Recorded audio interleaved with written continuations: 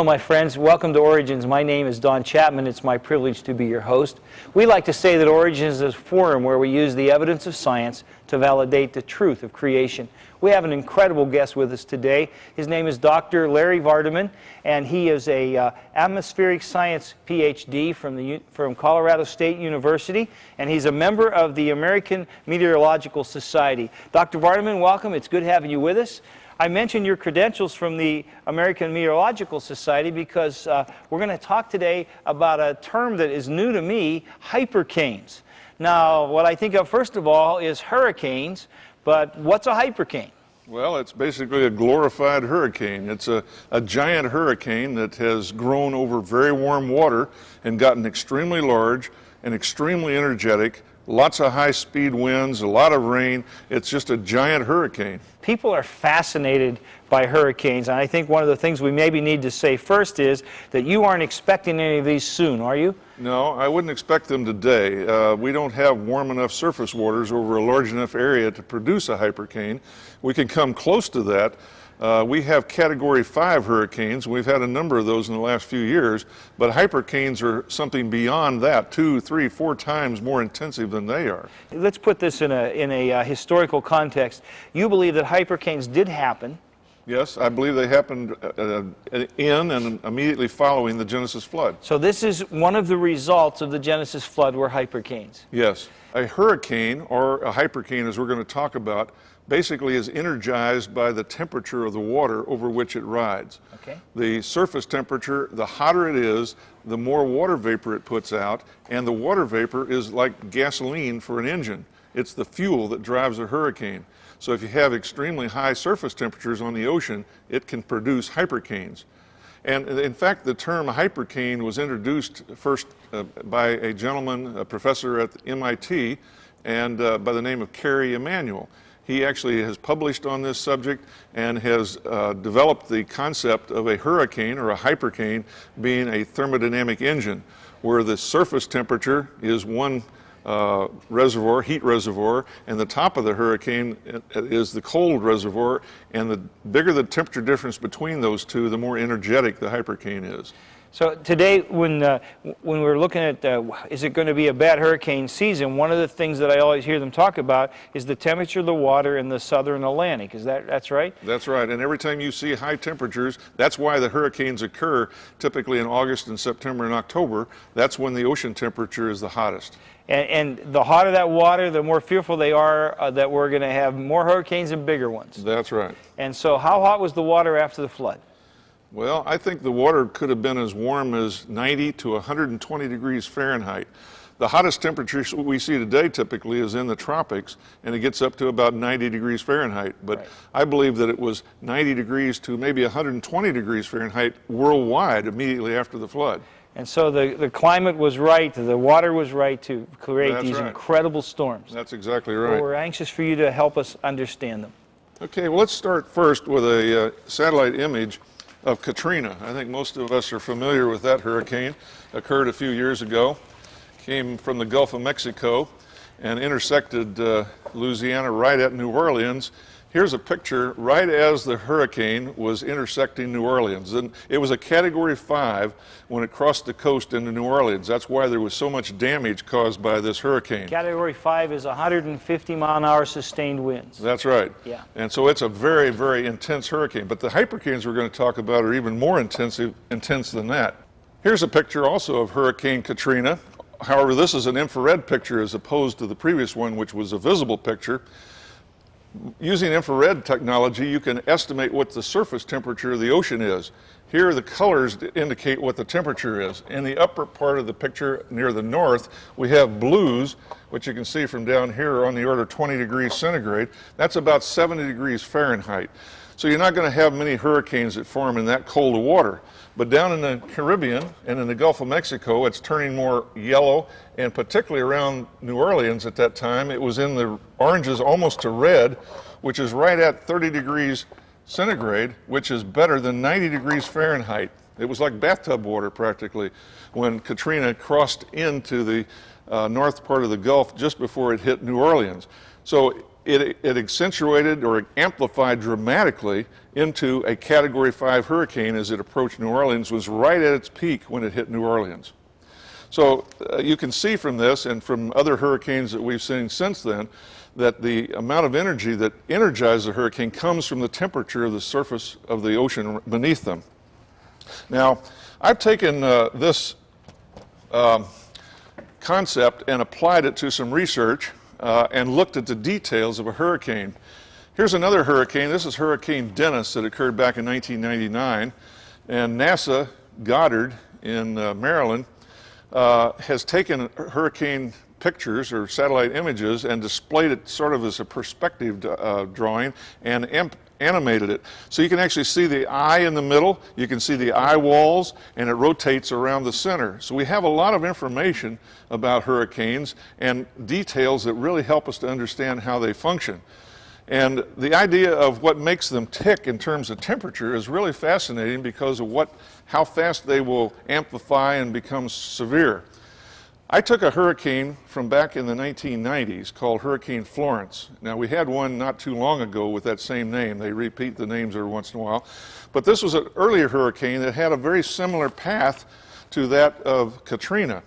Actually, it started just north of the Yucatan Peninsula down here and was kind of meandering around for a while.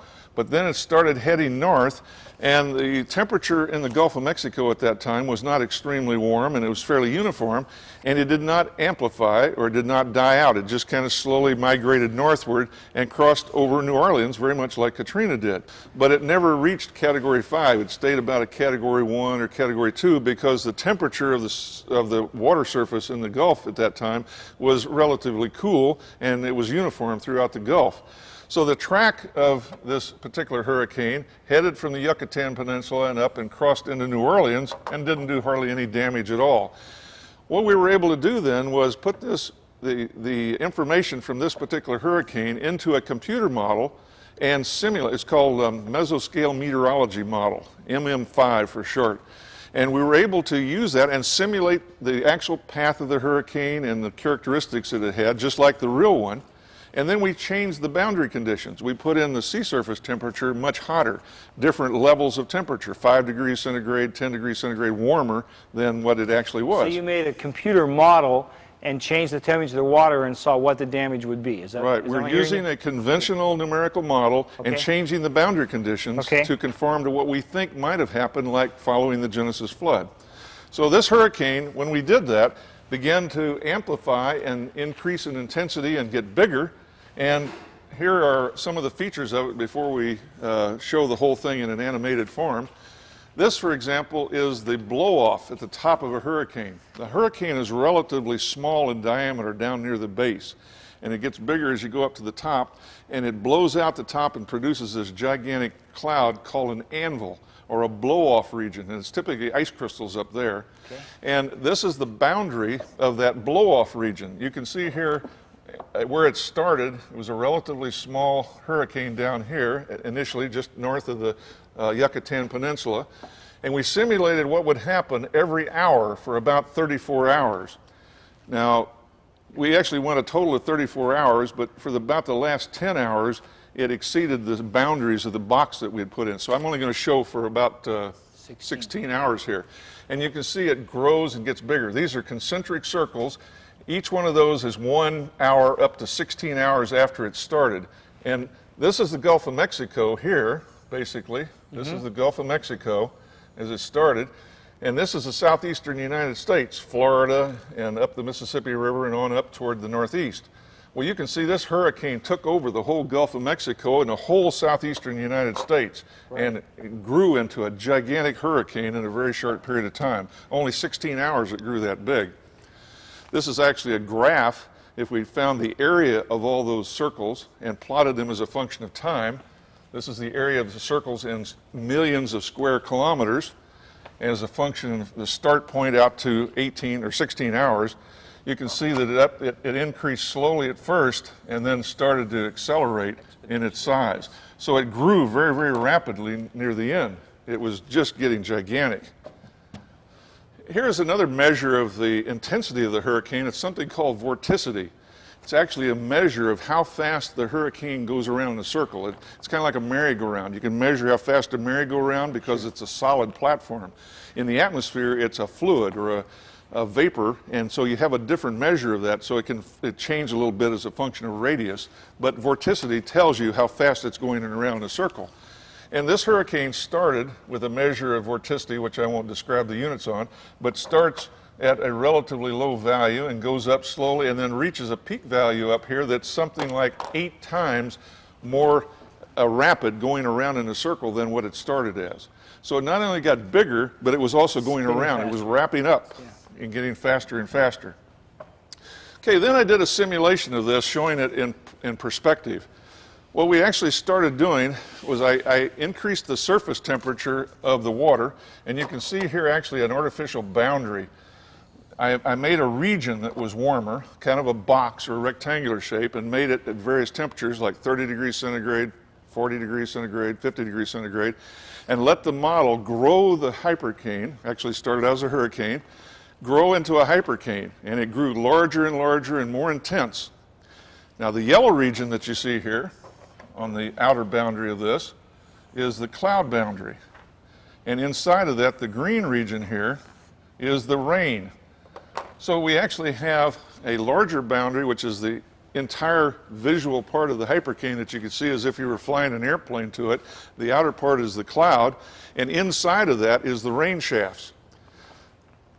And the rain shafts became very intense, and as the hypercane actually began to spin here, these rain shafts actually bent over and twisted around and moved around, very much like a tornado in a sense, but it's it's a big hurricane, and typically would have a hole in the middle called the eye. Sure. So it's a very intense, and the winds around this, we'll talk about in a minute, they got extremely fast. The vertical speed got extremely fast, and the amount of rainfall that came out of such hurricanes, a hypercane became very fast. The coverage of this, you can see, is rather dramatic. It fills the whole Gulf of Mexico before it's over and covers the whole southeastern up to the Rocky Mountains there. Now you'll notice at the end of this, it's starting to get kind of sharp edges around it. This had a particular finite size to the simulation. It was bounded by a box that we built this in. It was an artificial simulation. So as the thing extended upward, it extended out the top of my box, and we had an artificial flat surface, and the boundaries of the box here caused it to kind of truncate or be sharp at the edges. So as long as you don't try to worry about too much of the details around the edges or at the top, you're okay, as long as you get away from the boundaries of your simulation. But this gives you an idea of how a hurricane, if it moves into the right locations where there's a hot sea surface temperature, it absorbs that energy from the ocean, energizes the clouds that are built into it, and causes the whole thing to start rising and circulating. So it's a major heat engine, or a thermodynamic engine, as Kerry Emanuel says. How fast would those winds be going in your model? Okay, a really high-speed hurricane, the horizontal wind speeds might be as much as 100 or 125 miles an hour, maybe 150 miles an hour. Category 5, I think, starts at 150 miles an hour. Top, right? Typically, the hypercane will be 4 times that. So you could be 500 or 600 miles an hour. If you take a Category 5 hurricane and get it in the right conditions, it could be reaching 500 miles an hour. That's incredible. It's amazing, isn't it? Now, when we see the devastation from a Category 5 hurricane, I think Katrina was 4 when it hit the shore. It was 5 just until it got there, maybe went down to 4, but so it was maybe 140 to 150 miles an hour. And it's going to be decades, if not years, maybe decades or at least many years until they can recover from that. Yes.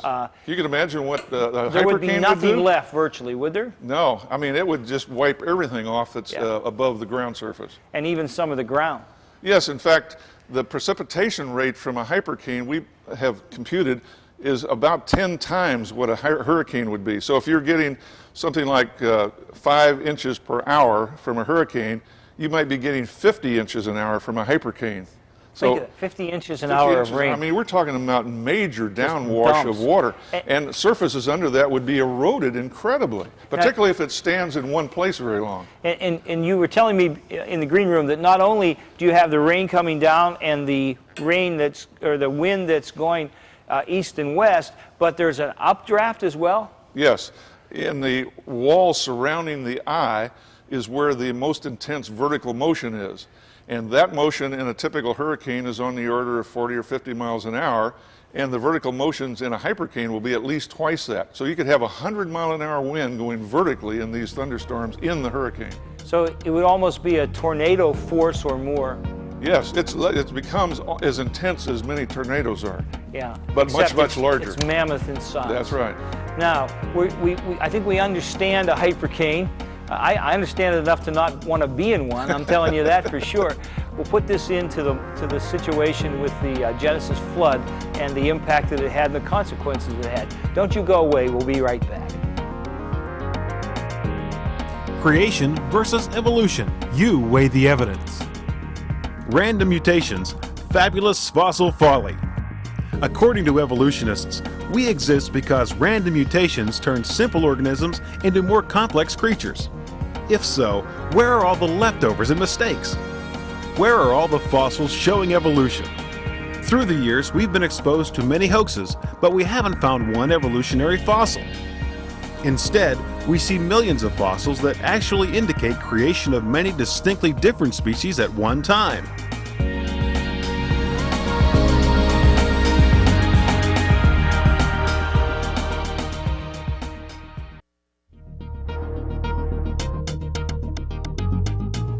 Today's guest on Origins, Dr. Larry Vardaman, is chairman of the Department of Astrogeophysics at the Institute for Creation Research's Graduate School.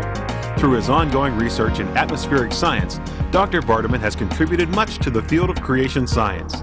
He also led the RATE team, a research project examining the age of the Earth. This has been documented in the DVD Thousands, Not Billions. For more information, contact the Institute for Creation Research, 1806 Royal Lane, Dallas, Texas, 75229, or call 1-800-337-0375. Or visit the website, www.icr.org.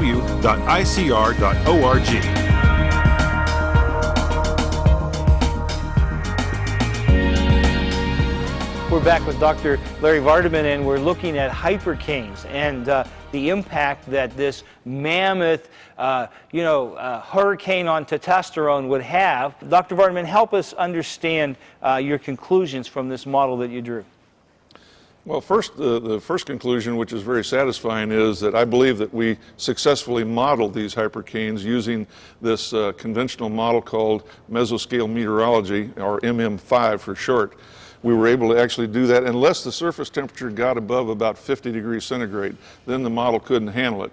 So we were able to handle hypercanes for sea surface temperatures up to about 120 degrees Fahrenheit, and beyond that it didn't work. We also found that high sea surface temperatures, that is greater than about 30 degrees centigrade, which is 90 degrees Fahrenheit, would form hypercanes. You get hurricanes up to about that temperature, and then if you have sea surface temperatures warmer than that, the hurricanes just explosively grow to bigger ones, which we call hypercanes. So the hotter the temperature, the more energetic and the larger they are, and the more damage they're going to do.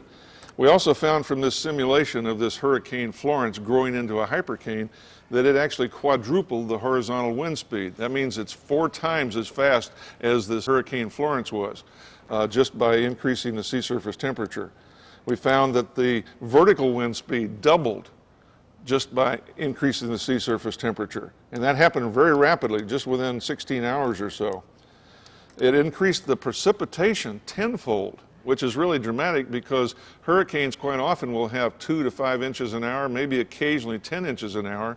And if you increase it by a factor of 10, you're having tremendous precipitation rates.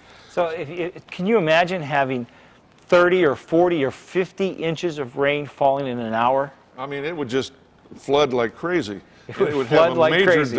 devastation. Yeah. And finally, the last conclusion I have is that if the sea surface temperature globally was as warm as I think it was following the Genesis flood, you were likely to have these hypercanes all around the globe, covering the entire Earth for at least a number of years after the flood. How long did it take the ocean to cool off after the Genesis flood? I think it took about 1,000 years for the sea surface temperature and the ocean itself to cool from this hot state that we believe it occurred right after the flood down to close to what we have today. 1,000 years. Right. And so during that period of time, more at the beginning and a little less at the end, though, it would be on a continuum, but there would be the conditions for these for a long time on the earth. Right, particularly right after the Genesis flood, when the ocean was the warmest, it would cool off the fastest right initially. It's like if you take a cup of coffee and put it out on the counter, it cools exponentially, initially cooling very rapidly and then slows down to reach an equilibrium temperature. So within the first tens or hundreds of years after the Genesis flood is when you would have most of these hypercanes. Now, we're filming this show in Pittsburgh, and our weather usually comes from the west. That's the way the wind usually blows here. That's right? In mid-latitudes, the climate in the northern hemisphere, the winds come from the west. In fact, even in the southern hemisphere at mid-latitudes, it comes from the west.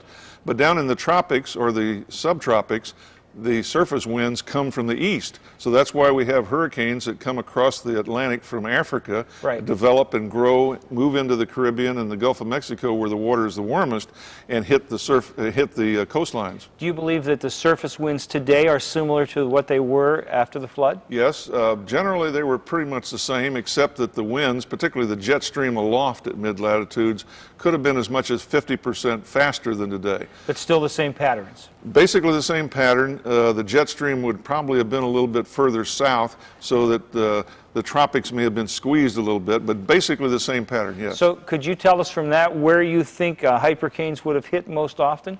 Well, generally in the tropics and subtropics, the hypercanes would have hit the southeastern part of the United States and basically along the eastern side of the continents, either here or in Southeast Asia, any place on the east side of a particular large landmass in the subtropics. In the mid-latitudes, like up around 30 to 45 to 60 degrees north, the hypercanes, if they formed out over the oceans, which they would have moved eastward, coming from the west to the east and hit the continents on the west side. My thought is that right after the flood, the surface of the earth would have been very bare. There wouldn't have been much grass, there wouldn't have been shrubs, certainly would not have been large trees. So if you had hypercanes with this tremendous devastation, particularly with the high rainfall rates, falling on sediments that are not even turned into rock yet, unconsolidated sediments, you would have an incredible amount of erosion. And I believe that there is evidence for that, particularly like in the southeastern United States and the Appalachians. We know that the Appalachian Mountains are highly eroded, very unusually so compared to the Rockies, for instance. Now there's various explanations for that, but this may be one of those. Another one is in Southeast Asia. There's a tremendous amount of erosion that occurred there. And there are other places around the world where maybe the hypercanes are the explanation for this. So what's the significance of this? What's the takeaway for us today? Well, I think the takeaway is that conditions immediately following the flood didn't just suddenly become calm and quiescent and peaceful. Noah, if he and his family had gone down into the tropics, would have probably been devastated by hypercanes. They were in the middle of a continent near Mount Ararat, and they had their own challenges because even on Mount Ararat, things were cooling and snow was chasing them off the mountain. But they were more or less safe from the simulations that I've done. But there's a lot of erosional features that we may be able to explain by hypercane formation and the devastation that they produced, not just simply by other features that we have to look for. The flood and its after effect was more of a catastrophe than I think most of us often realize. It's incredible. There was a lot more going on than simply a lot of rain and water coming up and down. Continents were being affected, earthquakes, volcanoes, hypercanes. There's just a lot that went on, not only just during the flood, but for some time after the flood. The whole ice age, in fact, I believe was due to consequences of the Genesis flood.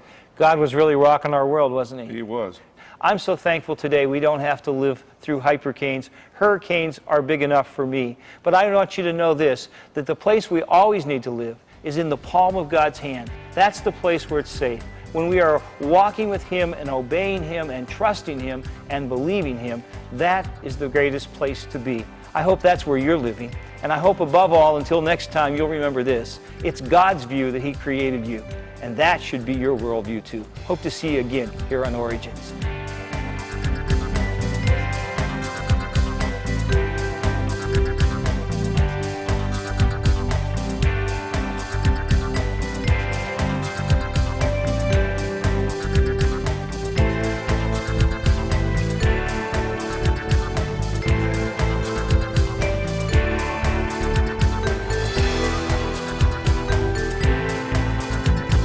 thank you for watching this edition of Origins. If you'd like a copy of the PowerPoint information presented today, you can download a PDF file of program number 801 from our website at www.originstv.org.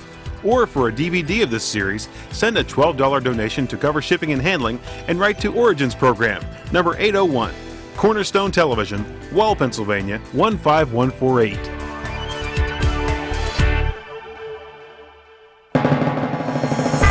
Origins is made possible by the faithful prayers and the financial support of you, our Cornerstone Television family.